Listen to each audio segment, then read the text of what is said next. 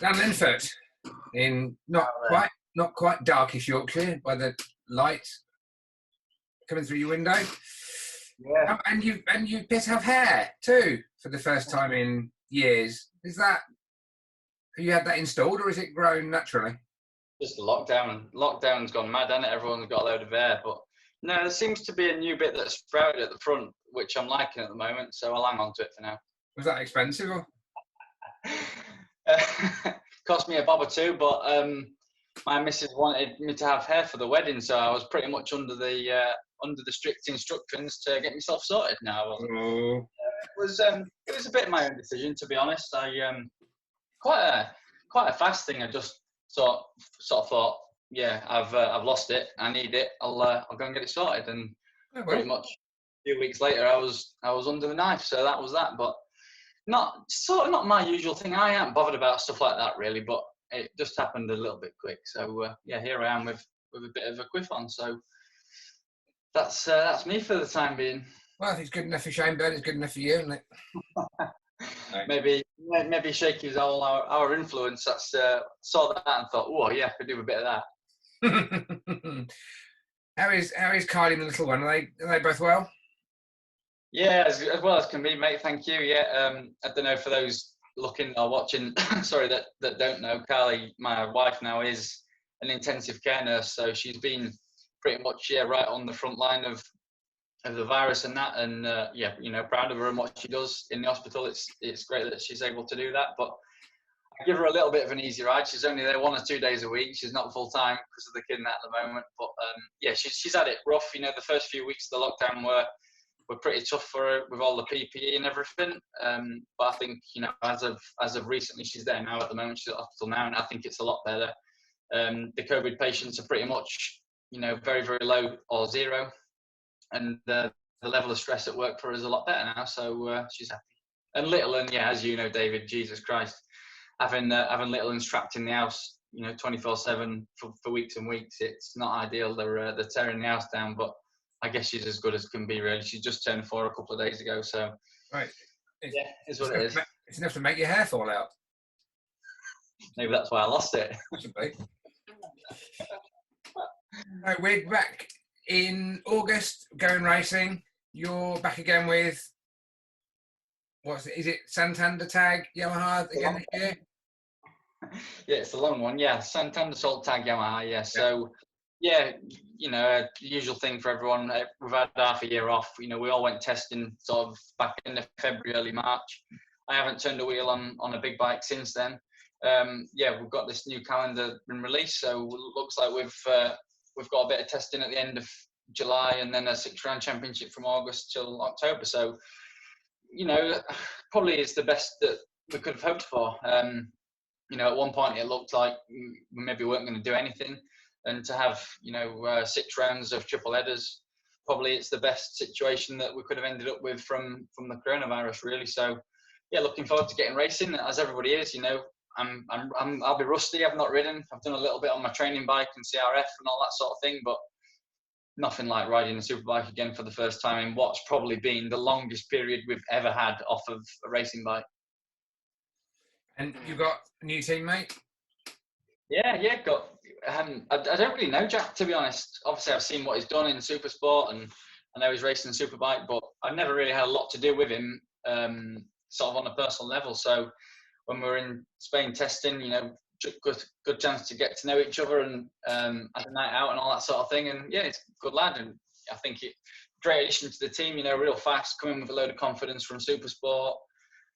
Be great to have his opinion on where we're at and push each other along to improve our results, really. What do you know? What kind of spec level of bikes you've got for this year? Presumably you're on 2020 R1s or 2019s? Yeah, no. So 2020 R1s, yeah, brand new. I think as a stock bike, obviously it's only a little bit in the engine spec that's over the previous model. I think chassis is pretty much the same. So yeah, 2020 bike, same spec, Collins. The engines are tuned by HM in down south somewhere. But the biggest sort of changing component that we've got is I haven't used it yet, but after we were pre-season testing, the team bought a load of Suto swing arms. So pretty much hoping that that's going to, put us on a little bit more of a level playing field with the other Yams and cure some of the issues that we've had in races, really. And speaking of some of the issues, you had some quite serious issues. Yeah, we had some quite serious. Beginning of last year. It seemed to get a bit better as the year went on. What was it in? What did you get it narrowed down to in the end? It followed us round, David. It's a really strange year. It's a long story.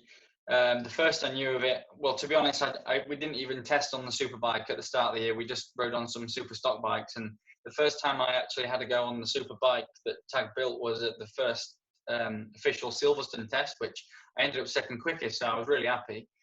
We goes into the race weekend the following weekend, and we didn't do any stupid 30-lap runs or whatever you do in that 1 minute lap. You'd be bored. Gets into the first race, and 10, 15 laps in, I just had this horrific vibration, and I couldn't keep the pace I had. I dropped a second and a half, 2 seconds a lap. In hindsight, maybe should have pulled in, but kept going and finished. And I think I did pull in a lot of races after that, and this chatter problem or vibration problem just kept rearing its head at half race distance pretty much all season. And it wasn't until like Brands Hatch round 5 we thought we'd struck the nail on the head. We swapped the forks that we had in the bike for an older model fork, and I immediately had a lot better feel from the front. So we thought we'd cured the chatter then. Bizarrely, 2 rounds later at a different track, it reared its head again in the race. So we changed something else and thought we got it then, and it just kept rearing its head. So really strange. We still don't really know what the concrete solution or problem was. Testing this year in Spain, I had a little bit of chatter again, a little bit of vibration, but at this point, being 100% honest, I don't know whether that's just something that comes from the different tracks. Jerez can, I know, produce a little bit of chatter anyway, and some of the other lads did have chatter as well. So I'm hoping that the 2020 bike, it's not inbred in, or the swing arm helps, and that I'm just on a more level playing field with the other guys, really. But yeah, it scuppered our race performances sort of all year, and to be honest, the only one race that I could take any bread from, if you like, was the wet race at Brands in the middle of the year where I got a podium, because obviously less load on the bike, didn't produce any chatter, and was able to do something. Well, did you get much help from the McCams boys last year, or not so much? Honestly, last year, very little. I think maybe at one point they lent us a set of triple clamps and a top yoke or something towards the end of the year when we were getting a little bit more desperate to fix issues we had. But as of the start of this year, yeah, in pre-season testing, Steve and electronics guy, I've forgotten his name off the top of my head, it's been that long, Tim Seed, came over to help us a bit, really, and look at some data and give us some ideas with engine braking and just some things to throw in to try and give a different direction to see if it helps it. And I do think that 1 or 2 of the things they produced, certainly will refine the bike a little bit more, rather than completely change it, just refine it a little bit more. So yeah, I think that sort of dialogue is starting to creep in a little bit more this year. I don't know if it's because Jack's come on board and he's a bit more, in the Yamaha fold or what, I don't know. But either way, if it is or isn't that, that help, if that help helps us get over the issue, then I'm happy to just get over it as soon as we can do. The tag team is very, very family based and close knit. Is it a strange environment going into such a kind of a close team instead of after being in a factory Honda team for all that time? No, it's not strange. No, because I'd had quite a lot of that in the past, especially with the Quattro Plant team with Stringer and with Pete Exons in 2014. That was a real close sort of family knit team like that, and in some ways that's quite nice because you get like cuddled a little bit, and you don't really feel that exterior pressure as much. So I really, to be honest with the tag guys, I really enjoy the atmosphere. That's always mint, always fun, but then serious when needs to be. yeah, and great bunch of guys. You know, loads of passion. We just need to get on top of this issue that keeps coming up in the race, really. But yeah, it's, you know, going racing is just, it's all about the results, isn't it? And although, you know, it's nice to have a little bit of fun along the way, and it's all about the results. So that's, you know, the priority now moving forward for this year. I mean, we've got 6 rounds, obviously, like we just said.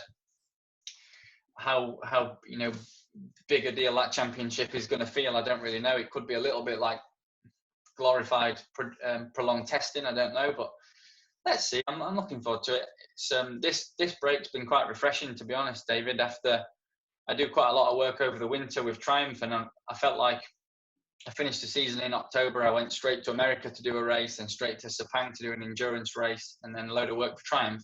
I felt like I was never off a bike until like March, and it was coming to, you know, pre-season testing time and starting racing again, and I felt like I'd never been off of a bike. So it was just another track or another event. Whereas actually now, to have what we had 3 or 4 months without really turning a wheel, I feel like I'm itching to actually get on a bike again. So it's been like a bit of a breath of fresh air, really. Now, speaking of keeping busy, a little bird tells me that you've bought yourself a sheepskin coat and have opened Honest Dan's motorcycle sales. Is that halfway true, or No, not true, or a little most of the way true? You're on the money, mate. I love the way you put it. Yeah, so was in the process of setting up a business, you know, prior to the lockdown job anyway, and the lockdown just, you know, forced our hand really to stick our heads flat out and get it sorted. So yeah, me and a colleague have opened a motorcycle trading centre in York called iBuyAnyBike.com. If you want to have a look, anybody out there? Yeah, essentially buying and selling bikes, some mega stuff in, and it's a, you know, a bit of an interest for me between races and after racing, really. So at this point, it's been a great focus. I wouldn't have wanted to probably put, you know, go in as flat out as what I have if I was racing, and, you know, that time commitment with the racing. But due to the lockdown and the sort of time we've had off of racing, it's been a great opportunity to get stuck into starting that up. So it's been good fun. Well, this is the sort of thing that people do when they can see retirement galloping towards them. I'm not that old, mate. I'm only 31. I'm 32 in July, so yeah. It's going to come at some point, obviously, but I'd like to think that I've got nigh on 10 years, 8 or 10 years left to race. Yeah, in what capacity or what, you know, series, championship, etc. I don't know. I love BSB. You know, I feel like I've still got speed in BSB, and you know, capable of great results in BSB. So, you know, I'm not thinking of anything else right now, but I do really enjoy World Endurance. Would like to do some more of that alongside BSB. Take it from there, really. See how we get on year. You know, my immediate target is to get in the showdown. I mean, I know there's no showdown this year. It's going to be a conventional championship, but, you know, we need to be knocking on the top 6. And then if I do that, then, you know, that's showing that I've got speed and should have more years to stay in BSB. World Endurance is quite a departure from short racing. What was it? Do you enjoy it? Is it good fun? Was it something that you thought you needed just to do?